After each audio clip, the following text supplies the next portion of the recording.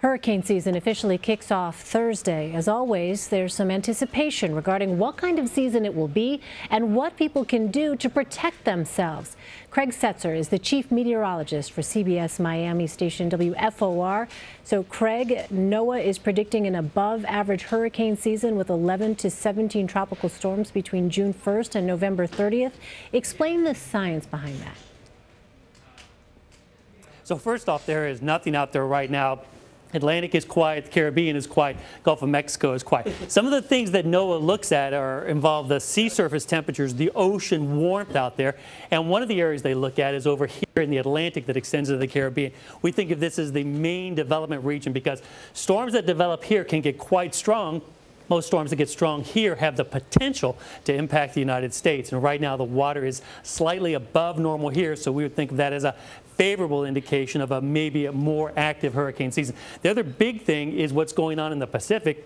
It's amazing how something over here in the Pacific actually affects what would happen in the Atlantic. It's the El Nino region, and right now water temperatures are near normal. We consider this neutral conditions in the Pacific for El Nino, so not El Nino or La Nina, but the forecast is for a weak El Nino. El Nino is significant because a strong El Nino creates disruptive wind shear.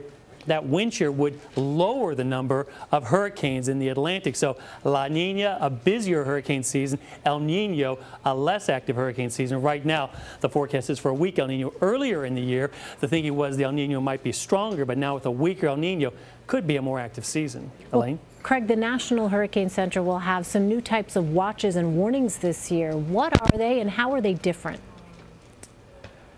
That's right. So in the past, we've always had the tropical storm watches and tropical storm warnings, hurricane watches and hurricane warnings. Those watches and warnings are for wind and how strong the wind would be. This year, National Hurricane Center is issuing tropical storm warnings, or rather storm surge watches and storm surge warnings, because there's a threat besides the wind, and that is storm surge. Storm surge is one of the most deadliest threats of a hurricane. Now, the wind can be very ferocious, but the storm surge, when that occurs, that can be quite deadly. So it could be possible that we have a hurricane warning for a large area, but a storm surge warning for a separate area. They may not even overlap because in some cases, storm surge would be greater than the wind threat.